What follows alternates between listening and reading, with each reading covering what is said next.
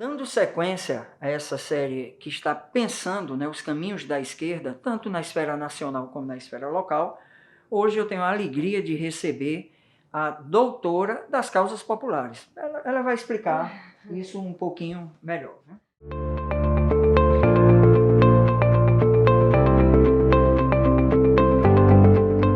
Ela é advogada e já foi candidata a deputada federal, teve quase 1.000 votos, e também, recentemente, vereadora. Michele Santos, primeiro, minha gratidão, né, por ter atendido esse pedido nosso. E já de início eu queria que você explicasse essa história aí de advogada popular, de doutora do povo. Como é? Doutora do povo. Explica melhor esse... Paulo, eu entendo, né, que toda profissão ela precisa ser voltada para uma função social. Então, hoje eu sou advogada graças ao ProUni, um programa social do governo federal, do governo do PT, criado pelo governo do PT. E quando eu consegui minha bolsa para ser advogada, né, era o meu sonho fazer direito. Era muito difícil uma pessoa pobre e sem muitos recursos conseguir fazer direito aqui em Caruaru. Afinal de contas, a gente sabe que só existem universidades federais não particulares. E aí, ao fazer direito, eu tinha certeza que eu precisava retribuir à sociedade aquilo que eu havia recebido dela. Porque o conhecimento, ele não pode ser utilizado apenas como uma possibilidade de ascensão social, sabe? Eu acho que essa ideia mercadológica do conhecimento, da graduação, do academicismo, né, voltado apenas para a ascensão social e apenas para o ser privado, ele acaba que macula a verdadeira função do conhecimento. A função do conhecimento é a função da transformação social, certo? É evidente que ninguém vai dizer que não vai ganhar dinheiro, eu também tenho minhas causas privadas, mas o meu primeiro processo foi um processo com o movimento social, com o MST. Então eu decidi que iria doar parte da minha vivência e do meu conhecimento enquanto advogada, que é muito pouco ainda, para causas sociais. E aí, hoje, eu sou uma advogada popular por trabalhar, né, por causas sociais, por advogar, por diligenciar por causas sociais. E eu acho que toda pessoa que, de certo modo, seja qual for a profissão, que retire desse seu conhecimento algo que tem uma função social, ela está ajudando e plantando uma semente para transformar e fazer uma sociedade cada dia melhor. Então, a escolha foi essa. Ok. E em relação a essas escolhas, o partido que você escolheu para desenvolver militância, tanto como candidata na esfera federal como agora municipal, nessas eleições mais recentes, foi o PSOL. E você aqui na região, no estado, também consegue desenvolver essa militância nos dois âmbitos, né? Tanto no âmbito estadual, porque você faz parte da direção estadual. Da executiva estadual. E ao mesmo tempo está vivenciando ainda essa experiência do pessoal local, que é de reorganização. Exato. Né? Que está de definição também. E o Juliano Medeiros, que é presidente nacional do PSOL, declarou numa entrevista recente na Folha do São Paulo que o PSOL representa essa renovação da esquerda no Brasil. Inclusive em 2004, ou foi uma dissidência, né, do Partido dos Trabalhadores, esse grupo do PSOL, que além de ter na disputa hoje o Guilherme Boulos, quando você vê essa entrevista, provavelmente já tem saído essa definição, mas no momento que ela está sendo gravada, tanto o Boulos como lá no Belém do Pará, o Edmilson Rodrigues também está com essa possibilidade, que são prefeituras grandiosas. Você concorda que isso é uma realidade que já está começando? Assim, o pessoal hoje já consegue ser esse farol, sei lá, essa...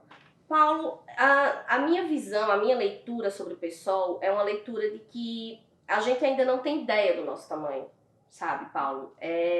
O Brasil hoje enfrenta um conflito político e de identidade política muito grande. Né? Nossa política... Que me parece atingir todos os campos. Né? Todos os campos. E o pessoal não ficaria longe disso. Né? É evidente que a gente teve muitos ganhos, a gente conseguiu e está conseguindo mostrar que fazer política, né, junto com as pessoas, fazer uma política de uma forma diferente é possível. E isso nos fortalece em todos os sentidos, né? Quando eu resolvi militar no PSOL, eu sou militante desde os 11 anos de idade no movimento estudantil, fui militante em vários movimentos sociais e nunca havia tido a ideia de me partidarizar, de entrar na política institucional, porque eu acredito que a realidade de muita gente que até está acompanhando aqui, de não compreender a importância da gente se institucionalizar nossas lutas. E o PSOL, quando ele surge em 2004, com a configuração de uma dissidência do PT, ele ainda estava em um processo de ruptura com o PT. Então, trazia também muito da própria prática que o PT havia, da própria construção que o PT havia tido.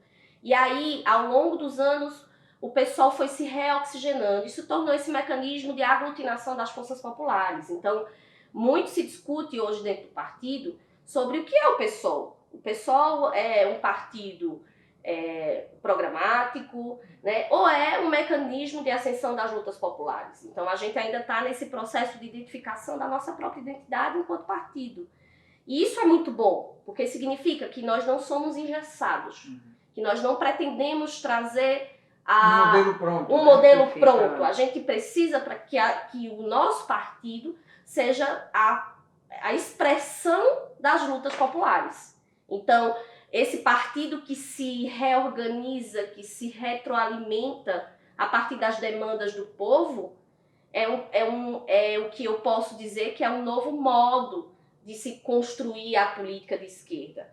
Não estou dizendo que é o melhor, que é o principal, que vai reorganizar, mas estou falando que é algo que, de certo modo, da maneira como está acontecendo, e está dando certo. Porque a gente vê experiências como a de Boulos, a de Edmilson, né, que é governamental, mas a gente vê experiências nos legislativos muito prósperas. A gente tem hoje uma bancada com 10 deputados federais que dá um trabalhão na Câmara no Congresso Nacional, que já ganhou 4 anos seguidos como a melhor bancada do Congresso Nacional, porque tem autonomia política. Por quê? Porque não vem de uma estrutura política fisiológica pré-construída, vem da luta popular, tem legitimidade para estar nesse espaço. Então o PSOL se propõe a trazer o povo para o centro da institucionalidade e do debate do poder político. E isso é que é muito bonito. E eu me sinto muito orgulhosa de fazer parte disso. Mesmo que isso ainda não seja uma realidade em todo o Brasil, e mesmo que isso ainda seja algo que nem a gente mesmo, em alguns espaços, consiga ter um certo controle ou um certo êxito imediato, mas a gente sabe que é uma construção que pode sim mudar o jogo e pode sim ter um impacto gigante na reconstrução da esquerda. E aí a gente também compreende a importância das outras forças políticas de esquerda para isso. Me parece que um dilema que nos persegue é sempre como chegar no poder ou nas esferas de poder sem largar a mão da base, né, dos movimentos sociais, porque, por exemplo, pela minha experiência também de vivência com o PT no passado, uma das coisas que a gente se queixava era muito isso. À medida que foi se alcançando as esferas de poder, deixando essas práticas do estudo, de leitura e da vivência com a base. Esse dilema, particularmente, você acha que é possível superar? Você acha que tem como resolver? Não só acho, Paulo, como eu acredito que é resolvido. Porque, por exemplo, qual é a grande questão aí? Eu sempre falo, eu não preciso voltar para a base, eu tenho que ter entendimento de que eu sou a base. Então, a partir do momento... Isso é interessante, ou seja, você não precisa voltar de algo que você não saiu. Eu não saí. Se está havendo a necessidade de voltar, já sinaliza você saiu. Então, assim, eu continuo morando no mesmo lugar que eu nasci e me criei. Eu continuo sendo a mesma pessoa em essência.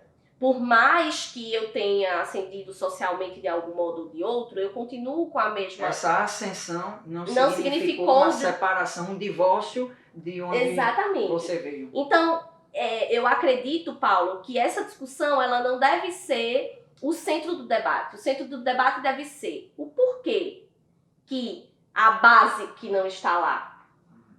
Quando a gente coloca, como por exemplo no caso das juntas, uma ambulante, moradora de uma ocupação, né, militante de um movimento social como deputada, e ela compreende que aquele espaço, ela não é deputada, ela está exercendo uma função em prol da sua comunidade, da sua vivência, do seu ser.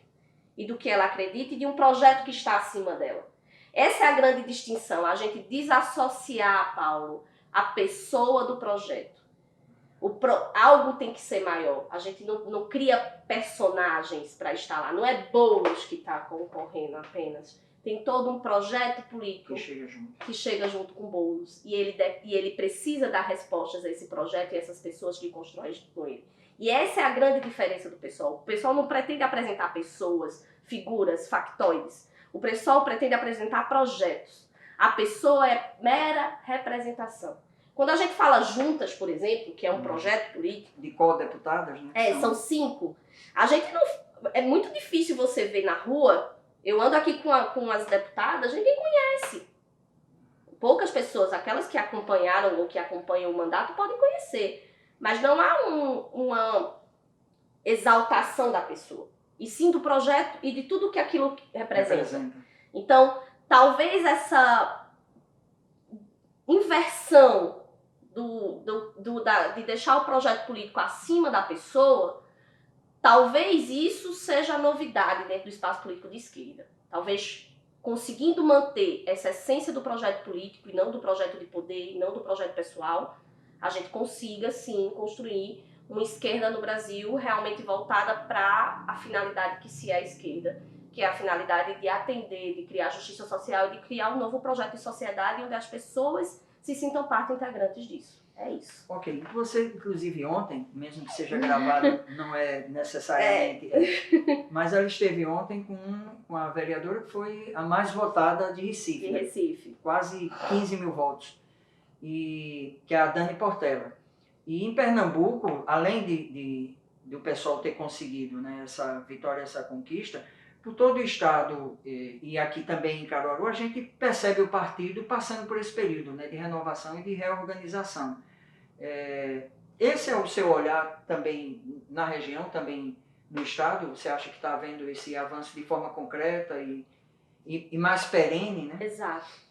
Paulo, a gente precisa pontuar e deixar bem claro que Recife, para mim, é outro mundo, assim. Você tem uma cidade cosmopolita, você tem uma cidade onde a discussão política, ela já está em um estágio muito mais...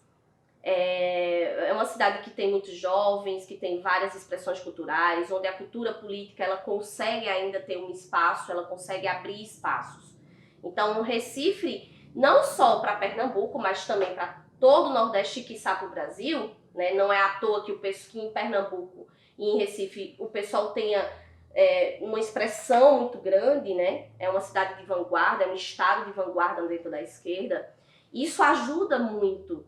E esse mapa se redesenhando, né? Sendo Exato. com o PSB ou com o PT, né? De como mas se reajustando. E aí, quando a gente vê o resultado eleitoral, né? Não só, e aí eu não pontuaria só agora em 2020, mas em 2018, por exemplo, a própria Dani Portela, que foi candidata ao governo do estado de Pernambuco, que projetou bastante a figura dela pelo PSOL, teve mais de 200 mil votos. Porque isso incrementa a visibilidade. Exato. Né? Que foi o seu caso aqui, né? Ou seja, o fato de ter voz, de estar passando uma mensagem, de estar comunicando e estar encontrando, porque eu acompanhei parte desse processo, tanta gente boa que você conseguiu atrair, agregar, para somar, inclusive, e construir para o que vai vir a partir de agora, né? De 2021 em diante. A ideia é essa, assim. E aí, em Pernambuco, a gente tem essa configuração. Agora, Pernambuco é como eu digo, são vários mundos. Né? As culturas, é um estado geograficamente não tão grande, mas é um estado que tem matrizes políticas, grandes forças políticas, enraizadas. Então, a gente precisa o PSB, a gente tem a questão do sertão com o coronelismo, essa região aqui de Caruaru e Polo Têxtil, principalmente com o clientelismo. Então, você tem expressões políticas e formas de organização políticas diferentes. Então, fugir dessa tutela não é fácil. Não é fácil. E aí o pessoal, ele está procurando dentro de cada região como vencer e como furar essas bolhas. Né? E não é algo que a gente vai conseguir de um dia para outro. Sem desagregar, né? Exatamente, sem desagregar, sem desapreciar. Exato. E compreendendo a organização de cada região. E aí também... aqui em Caruaru, a ideia é construir, não dá para construir de uma hora para outra. Eu acredito que nenhum projeto político que vise né, ser concreto, que vise atender a população, eu não acredito que nenhum desses projetos políticos sejam construídos de uma hora para outra, sabe? Eu acho que não dá pra gente chegar assim e dizer, eita, daqui a 2 anos a gente vai conseguir isso, isso e isso. Não dá. Isso é uma resposta de um trabalho contínuo, né? Então o pessoal ele se propõe a estar nesse trabalho junto com as comunidades, junto com os movimentos sociais, né? Procurando atender a população e construir em conjunto com a população. Então, se a população reconhecer o pessoal como esse espaço, a gente cresce. Se a população não reconhecer, a gente continua atendendo e continua crescendo. Então, aqui em Caruaru a configuração é bem diferente, mas é isso. Para concluir, estamos até fugindo da pauta, é uma surpresinha, mas a gente também já vinha conversando sobre isso. Você não tem medo de ser demonizada por determinado segmento da sociedade, mais do que já é, mas desse grupo em relação a ser de esquerda, é um pessoal que é do campo de esquerda. Isso me parece que também está começando a ser rediscutido e repensado, né? O que é ser esquerda? Né? Como é que se identificar com um quadro de esquerda? É ser socialista? É não ser socialista? Como é que você consegue resolver isso na sua vida, né? Ou dentro desse grupo? Primeiro, Paulo, tendo muita consciência sobre qual é o meu papel dentro desse espaço, né? Negar o que a gente acredita não é o primeiro passo. Eu acho que qualquer pessoa que se propõe a construir um projeto político real e mostrar quem é, essa pessoa ela assume para si, para o mundo, quais são as suas posições políticas. É evidente assumir uma posição política hoje em um país onde a polarização política, onde as fake news, onde o pós-verdade, onde a construção de um ideário, de uma sociedade que não existe, e de uma cultura do ódio, isso não é fácil. E aí a gente tem várias, né, a minha amiga Marielle e várias outras pessoas que a gente vê que sucumbem por assumirem o que acreditam e que são, o que não deveria ser, porque a gente vive em uma democracia e todo mundo tem o direito de assumir. Eu não tô aqui para dizer quem é certo e quem é errado, né? E esse título, né, que colocam em cima da gente, na realidade não deixa de ser um elogio, que é sonhador, né? Exato, de vez em quando alguém chega para mim como que tivesse depreciando, diz, rapaz, você é muito romântico, você é muito sonhador. Mas isso não significa dizer que a gente vai viver alienado da realidade. Tanto é por todo esse discurso que você ouviu aí dela. Mas a gente não tem como perder essa perspectiva de sonhar com um mundo melhor. Né? Eu te digo, Paulo, olha, no ainda século que XVI... isso não venha como desfruto para a gente próprio. Exato. Mas se a gente pensar, por exemplo, no século XVI, XVII, era impossível alguém falar sobre... Quem falar sobre república era um sonhador, era um utópico. Hoje, ninguém, acho que em nenhum lugar do mundo se imagina uma organização política, social e de Estado que não seja republicana, né? Então, se a gente achar, né, sonhar é algo... Eu sempre falo, eu sou extremamente sonhadora. Eu acredito muito na força do sonhar, do acreditar que é sim possível fazer. Sempre nos meus discursos, nas minhas campanhas, eu sempre falo que é sim, a gente precisa sim acreditar que é possível construir uma política onde as pessoas estejam no centro, é possível construir uma sociedade melhor, é possível construir um projeto de sociedade onde a gente não tenha mais crianças na rua, onde a gente não tenha pessoas sem casa, onde a gente não tenha fome. Por que a gente acredita que esse modelo de sociedade que a gente vive hoje é o ideal? Por quê? Por que a gente não questiona o fato de viver em um país que está entre os 10 mais ricos do mundo, né? E você tem uma desigualdade, um abismo social gigante, a sociedade mais desigual do mundo, né? Como é que a gente admite que o país que mais produz alimento deixe seu povo passar fome? Então, é inconcebível naturalizar esse tipo de coisa. É inconcebível naturalizar a miséria, a pobreza, a dor, a violência. E a esquerda, ela traz esse debate com fundamentação científica, né, que aí a gente entra em outro debate que se a gente for entrar vai demorar, né, que é o debate do negacionismo, e a gente vê isso dentro de um espectro político hoje que está tomando uma força gigante, que é de negar a ciência, é negar o óbvio, né? Quando você tem um chefe de Estado, por exemplo, que nega que tem racismo, que nega que tem doença, que diz que não precisa vacinar, que nega o óbvio, que nega o que está constatado em nossos olhos. Então, ainda que muitas vezes no dia seguinte ele tem que desdizer o que ele não tinha disse. dito, mas... Então, é muito difícil e cruel para pessoas que se propõem a se manter firme dentro dessa perspectiva de esquerda hoje no Brasil. É cruel, é difícil, mas é necessário. É necessário, e aí você citou aí Juliano Medeiros quando fala que o PSOL é o partido do ativismo, né, dentro do Brasil. É necessário a gente ter ativistas. Ativistas são essas pessoas que põem sua vida em prol de um projeto político, de um projeto social, de um projeto de sociedade, de um projeto de vida, de um projeto de mudança. E o PSOL, eu me encanto, Paulo. Assim, eu sou muito boba em falar do PSOL, porque eu participo há muitos anos dessa construção. E eu vejo as pessoas chegarem, eu vejo a juventude chegar, por isso que isso aumenta a nossa esperança em um mundo melhor, em um projeto, em uma sociedade melhor. E aí, quando eu vejo aqui em Caruaru pessoas chegarem, jovens chegarem dizendo, olha, a gente quer construir junto, a gente precisa trabalhar, a gente precisa estudar, a gente precisa entender a sociedade.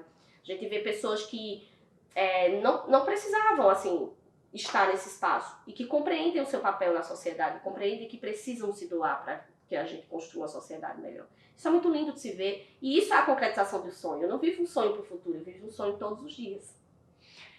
Com essa vontade de sonhar, eu quero que você, olhando para a câmera, finalize agora esse papo, deixando uma mensagem para quem não está assistindo, inclusive para esses que já não conseguem acreditar mais, que existe esse lado na política, né? O lado bom ainda, o lado de que vale a pena você defender uma causa, se organizar para trazer algo de melhor, né, para a sociedade. Se você acredita nisso, como eu acredito, né, vamos deixar essa mensagem agora aí para o que difícil, hein, Paulo? Não é difícil não, porque quando vem de dentro, quando a gente acredita de verdade, não é difícil. A mensagem que eu digo é que é sim possível acreditar. A gente precisa acreditar. Porque se a gente não acreditar, a gente não vai mudar nada. E eu acredito todos os dias quando o sol nasce. Eu acredito todos os dias quando eu vejo alguém entrar em sua casa, quando eu vejo alguém se curar de uma doença. Então, se a gente acredita em tantas outras coisas que a gente não vê, por que a gente não acredita em algo que é concreto, que a gente vê todos os dias acontecendo? Eu acredito quando o jovem, né, consegue se formar, quando a gente vê o sorriso das crianças quando estão brincando. Então, isso é política, sabe? Política, a gente precisa fazer política com amor, sabe? Com afeto, mas com muita consciência de que é preciso mudar. Não dá pra gente repetir os mesmos erros. Não dá pra gente achar que naturalizar o que é errado. Né? Ou a gente muda, ou a gente transforma, ou a gente se põe nesse espaço para mudar a realidade, ou essa realidade vai nos corroer. E a gente não pode deixar que um país tão lindo, que uma cidade tão linda como Caruaru, seja entregue, né, nas mãos de quem não se importa com o povo dessa cidade. A gente precisa botar o povo no centro do poder. E é sim possível acreditar. Vem com a gente acreditar. E vem com a gente construir esse projeto de sociedade para onde caibam as pessoas, onde as pessoas sejam o centro das discussões, onde o povo seja o centro das discussões. É isso, gente.